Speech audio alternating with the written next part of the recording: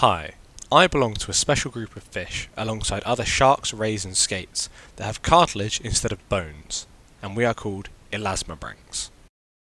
As you can see, most of the fins and other body parts are the same in sharks as in rays, just one is a bit flatter than the other. It's how you can tell that they're related. As I mentioned before, our skeletons are made of cartilage, much like your ears, which are very strong and very bendy. Because they are so bendy, sharks are able to move smoothly using our caudal or tail fins. We can swim forwards but not backwards. To show you how bendy, here is a spine. Thankfully though, not mine. Cartilage is very strong, as you can see in this wing of a thornback ray, where every strip of cartilage going left to right is supported by one going up and down, like a coat of chainmail. Pay particular attention to the sections where these ribbons join.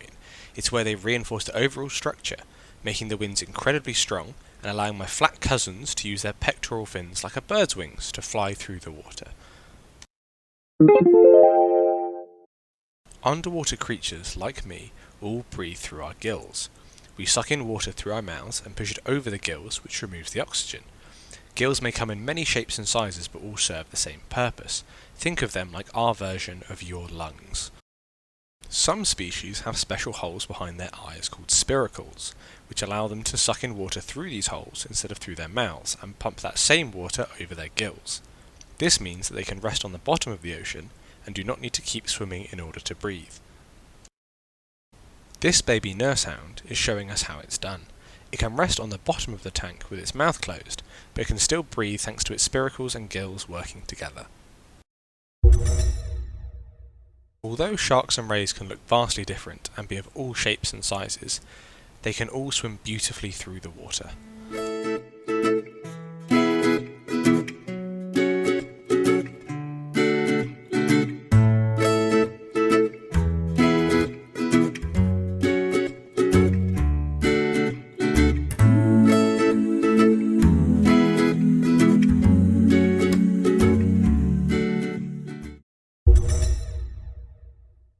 The ampullae of Lorenzini are a unique feature of sharks and rays. These small pores allow Elasmabranks to sense small electrical signals in the water and can be helpful for many things, including finding food.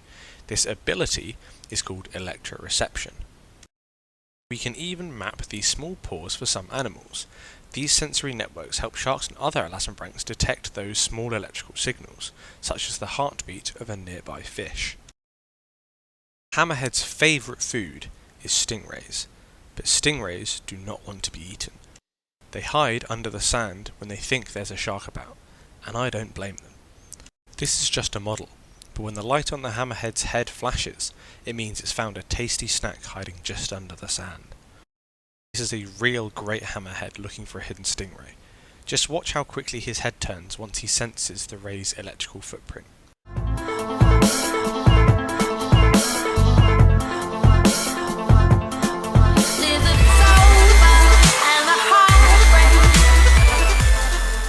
Bang! And your boy's toast.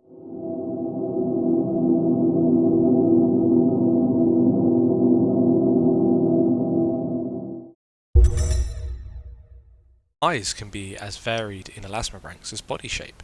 Some sharks have very large eyes in relation to their bodies, and they can even be reflective like a cat's, to help them see better in deep, dark water. On the other hand, other sharks living in shallower water may have smaller eyes, because the sunlight is that much brighter. Of sharks have something called a nictating membrane, like your eyelids, which protects them from damage. You may have seen that when a great white shark attacks a seal, he seems to close his eyes at the last second because the seal fighting back can hurt his eye. The shark uses this membrane to protect his eye, because if he'd hurt his eye, he wouldn't be able to hunt as well.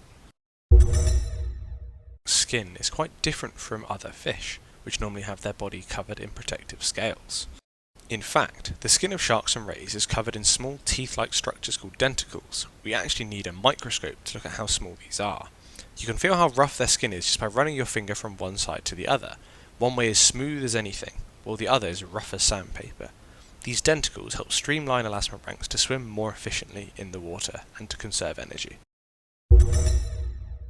This is probably what you think of when someone says shark teeth.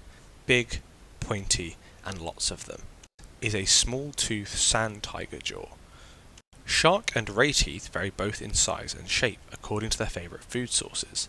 For example, this small-toothed sand tiger loves to eat fish because its pointy teeth allow it to catch slippery fish easily. It wouldn't be able to eat crabs very well because its long teeth would just break trying to get through the hard shell. Alternatively, these belong to a sharp-nosed seven-gill shark, which lives very deep in the ocean and is a scavenger, so will happily eat dead things which sink down to the depths and are soft and squidgy. The upper pointy teeth grab the food like a fork, and the serrated lower teeth act like a knife, slicing bits off using a swinging movement. Now we have three very different sets of teeth. The starry smoothhound shark has small flat teeth on the bottom jaw, and small pointed teeth on the top. These are used to mainly crush small crustaceans such as clams or snails, or to grab soft, squidgy squids. Very differently, bull rays have flat-looking teeth that grow like a moving pavement on both jaws. These are good for crushing anything in a shell, like crabs. When the teeth at the front get blunt, they fall out, and the pavement simply moves forward, replacing the old ones. Much like the starry smoothhound, the kitefin shark has very different top and bottom teeth. The top teeth are curved thorn-like teeth which hold onto their prey and allow the extremely sharp pointed teeth on the bottom jaw to slice the prey into bite-sized pieces. Regardless of teeth shape or size, sharks have the incredible ability to replace their teeth quickly and efficiently. This kitefin, for example, will likely go through thousands of teeth in her lifetime.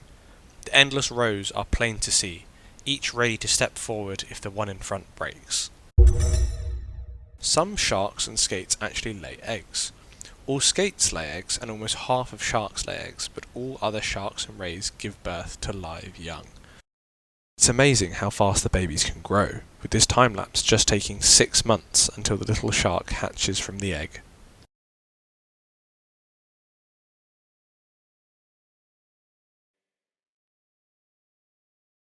This little shark was a nursehound that Shark Lab Malta wanted to tag, so they kept it at Malta National Aquarium for 2 years before tagging and releasing it.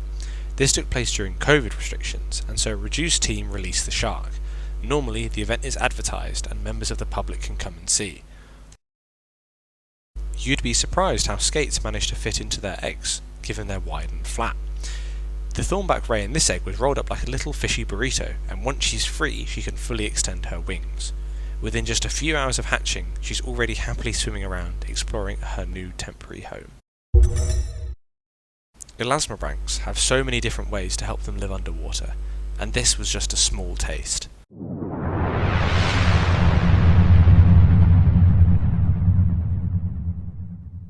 This video has been funded by the Erasmus Plus project.